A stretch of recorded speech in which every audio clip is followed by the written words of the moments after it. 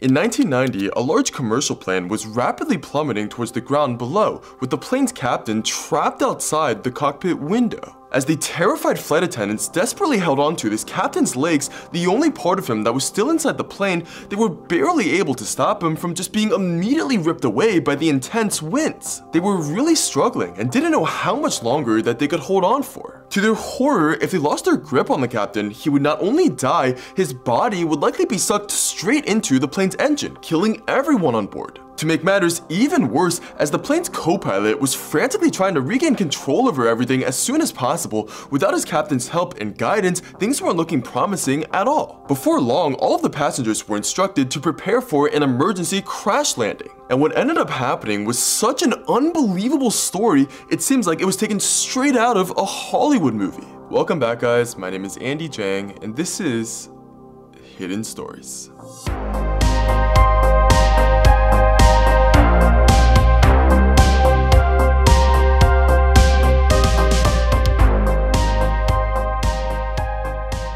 On June 10, 1990, British Airways Flight 5390 took off from Birmingham Airport in England on its way to the city of Malaga, Spain. This flight started off like any other flight. As the plane was gradually starting to ascend, the captain and the flight attendants on board went over the routine safety instructions as usual, and also as usual, not many of the passengers were actually listening. It was a commonly taken route that many of them were already familiar with, and since it was a really beautiful, sunny day outside as well, everyone was just expecting and looking forward to having a very relaxed, incident-free flight. At first, that's exactly what this flight was like. Before long, the plane's captain, a 42-year-old man named Tim Lancaster, had already calmly switched the aircraft into autopilot, allowing himself to take off his shoulder straps and comfortably relax into the flight along with his passengers. Since Captain Lancaster had been a commercial pilot for over 20 years by that point, he was extremely familiar with flying. He was especially familiar with the model of the plane that he was flying that day, a BAC-111, which was known as the Jeep of the Skies for being a highly reliable, safe, and easy to maintain aircraft. As a result, his passengers were in extremely good hands, and the chances of something going wrong were extremely low. But around 13 minutes into the flight, when the plane was at around 17,000 feet in the air, and shortly after the cabin crew had just started preparing to serve the in-flight meal, everyone suddenly jolted as an extremely loud thud vibrated through the aircraft. This thud was so strong and so intense that it sounded like a bomb had gone off, and it also physically shook some people in their seats. And before anyone could react, without warning, the plane suddenly started rapidly plummeting towards the ground below. Almost immediately, a dense white mist began to form within the cabin walls, as the air inside the plane was instantly decompressed and turned into fog. As all of the passengers began to scream, panicking, and desperately clinging onto their seats for dear life, one of the flight attendants, Nigel Ogden, frantically rushed to the front of the aircraft where the cockpit was to see what in the world had happened. But before he had even arrived, he immediately knew that something was terribly, catastrophically wrong. The door to the plane's cockpit, which should have always been closed, had somehow been completely ripped off of its hinges and was now resting on some of the controls inside of the cockpit. As Nigel rushed inside as well, he was suddenly horrified. The very first thing he saw was Captain Lancaster, the man who was supposed to be piloting the plane, hanging halfway out of a hole that was now on the left side of the cockpit, with his head and upper body pinned against the outside. As it turns out, what had happened was everything had been going perfectly fine and according to plan in the cockpit, when all of a sudden the windscreen panel right next to Captain Lancaster had somehow popped open. The immediate decompression that resulted had created a vacuum so strong that it had immediately ripped the cockpit door from its hinges, and it had also almost completely sucked Captain Lancaster out of the aircraft before he could even react. Extremely luckily, however, the captain's legs had gotten lodged in the control panel, which was the only reason why he hadn't been completely flung out of the plane already. But since Captain Lancaster's lower half was pressing up against the controls in such a way that he had disconnected the plane's autopilot, and he had also shoved the plane forward in a steep dive while simultaneously increasing the plane's speed to nearly 400 miles per hour, their flight was now rapidly accelerating straight towards the hard ground below, putting them at the very real risk of all dying on impact. As such, at the moment, Captain Lancaster's co-pilot, a 39-year-old named Alistair Atchison, was was desperately fighting to bring the plane back under control. Since Alistair was completely occupied with this and hadn't been able to help out Captain Lancaster at all, the flight attendant Nigel immediately rushed over to Captain Lancaster's side and grabbed a hold of his legs. With just how fast the plane was plummeting, the wind speeds outside the cockpit were unimaginably strong, and at any given moment, the captain's legs could be ripped out of place, sending him flying out into the open sky to his death. Extremely luckily though, Nigel was able to get there just in time to reinforce the captain's positioning and prevent him from being ejected from the aircraft. But as Nigel struggled with holding Captain Lancaster's legs in place, mustering up all the strength that he could, he suddenly noticed to his sheer horror that the outside of the cockpit was now completely smeared with the captain's blood. Because of the brutal winds outside, Captain Lancaster's head and body had been repeatedly slamming against the side of the aircraft. It had happened so many times by then that every time the captain's face hit the glass screen, his eyes would just remain wide open in a lifeless gaze, not even blinking. And since it was also completely freezing outside the cockpit, around 0 degrees Fahrenheit because of the 400-mile-per-hour winds, Nigel was convinced that Captain Lancaster was now dead. However, as two other flight attendants, John Heward and Simon Rogers, rushed over to Nigel's side to help him hold the captain since he was very quickly becoming exhausted and couldn't hang on for much longer, the co-pilot Alistair warned them not to let go of Captain Lancaster's body. Even if he was dead, if the captain was let out into the open sky, there was a huge risk that his body would fly straight into one of the plane's engines, destroying it and dooming them all on the spot. As such, the flight attendants just kept desperately holding on to the captain with every last ounce of their strength, refusing to let him just fly away. Soon, they managed to loop one of the cockpit's seatbelts through the captain's legs, which gave them a nice anchor point and helped alleviate a lot of stress on their end. But while they were struggling with this, Alistair himself was going through a whole separate world of problems and anxieties. Since their plane was suddenly plummeting through one of the busiest airspaces in the entire world, he was terrified that they would accidentally collide with another plane, killing everyone on board both. However, as Alistair frantically tried to communicate and coordinate with air traffic control to make sure that they were clear,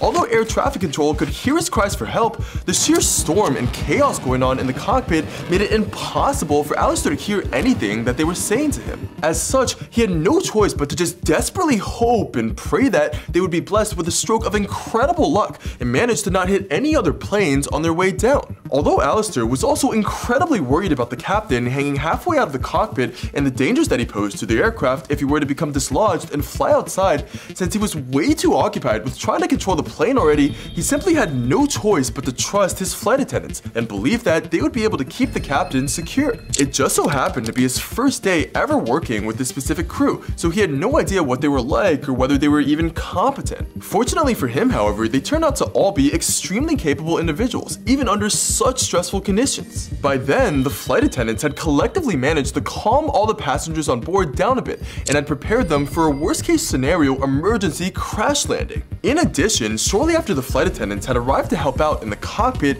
they had managed to wrench the captain's feet away from the part of the control panel that he had been pressing up against. This allowed Alistair to finally regain control over the plane's speed and direction, to his immense relief. But despite this, Alistair actually decided to continue allowing the plane to plummet to the ground at 400 miles per hour, at least for a while longer. Although this was a massive risk, in his mind it would help them rapidly descend past the altitudes with the highest likelihood of having any air traffic, giving them the best chance of not crashing into any other planes on their way down. Not only that, it would also help bring them down to a lower altitude where there was more oxygen as quickly as possible, greatly lowering the risk of anyone in the plane succumbing from the deadly oxygen starvation that can occur at higher altitudes. Although Alistair was a bit worried that something would go wrong and he would lose control of the plane, since he was also a highly experienced pilot, incredibly, everything worked out almost perfectly. He managed to get the plane down from 17,000 feet to 11,000 feet, safely out of the congested airspace and low oxygen environment, before finally reducing the plane's speed.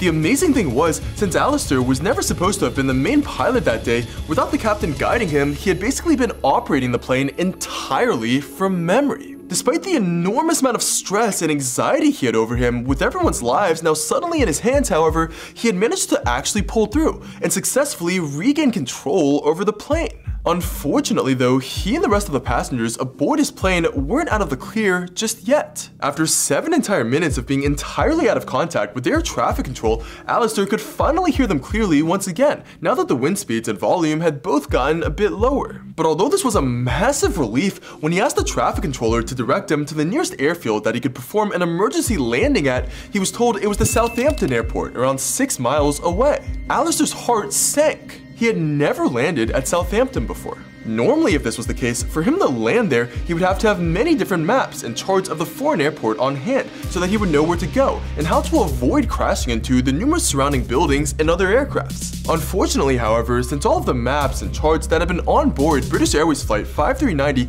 had been blown out of the hole in the cockpit during their flight, Alistair would basically have to go in and make this landing almost completely blind, with nothing but the air traffic controller guiding him and making sure that he wouldn't accidentally crash. Although this was an extremely dangerous and risky thing to do, Alistair really didn't have any other choice. There weren't any other airports that he was familiar with close nearby, and since Captain Lancaster was still firmly pressed up against the outside of the cockpit, threatening to be sucked away and cause them to crash at any given moment, Alistair began to anxiously descend towards Southampton Airport. He was terrified that either the plane's runway wouldn't be long enough, or their plane would be too heavy to land from not having used enough fuel, or their plane's tires would burst upon landing. There were just way too many things that could go wrong, and too many potential scenarios that ended up with him crashing the plane and killing everyone on board. Another factor that played a role in his extreme stress and anxiety was that up until this point, Alistair had always been used to landing with the help and company of another pilot.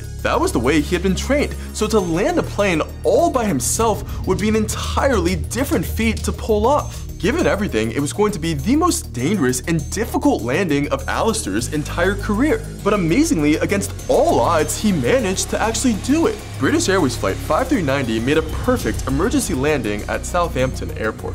Immediately, the aircraft was surrounded by emergency vehicles. Firefighters, paramedics, and airport staff swarmed the area, helping assist passengers and crew members off the plane. Miraculously, Captain Lancaster somehow survived his horrifying ordeal. Despite being trapped outside of the plane at 17,000 feet in the air for almost 10 minutes in an environment of extreme cold and very little oxygen, Tim Lancaster only suffered from a couple of minor bone fractures, a broken left thumb, frostbite, and shock. Because of the extremely heroic actions of his co-pilot, Alistair Acheson, taking control of the plummeting, chaotic plane and managing to land in just 22 minutes completely by himself, not a single person lost their lives on his flight. In addition, without the help and level-headedness of the plane's flight attendants as well, this wouldn't have been possible either. In the weeks following the incident, an investigation revealed that the reason behind the cockpit's windscreen panel suddenly becoming loose during the flight was that an engineer had rushed the repair process and had mistakenly using the wrong bolts to install the windscreen. This investigation also found that, in general, many of British Airways' safety policies were just simply never followed by any of the maintenance engineers, since they were always overloaded with work and didn't have the time to do things as meticulously and as carefully as regulations demanded. Following these revelations, several changes were recommended to correct this problem, and also to strengthen British Airways' safety policies to ensure that an incident like this would never happen again. In the aftermath of the accident, the crew of the plane were declared heroes. The co-pilot, Alistair Acheson, as well as two of the flight attendants, Nigel Ogden and Susan Gibbons, were each awarded the Queen's Commendation for valuable service in the air. Alistair was also awarded the coveted Polaris Award for outstanding airmanship. Unfortunately, however, pretty much every crew member on board British Airways Flight 5390 suffered from some degree of post-traumatic stress disorder as a result of their experiences. Captain Lancaster needed 5 months to return back to work, and Alistair left British Airways entirely shortly after the incident to go fly with a different airline. Among the flight attendants, Nigel Ogden had it the worst. Although he tried returning back to work, he was forced to change career paths around a decade later due to PTSD and his declining health as a result of it. As of the last time he was interviewed in 2005, 15 years after the incident, he was still thinking about his experience aboard that plane every single day. Because of the incredible heroism and efforts of the crew, however, 81 people were allowed to go home to their families that day and to continue on living their lives. These crew members should be remembered for their bravery and for making what might have been a devastating tragedy into a story of survival. Take care, guys, and I'll see you all next week.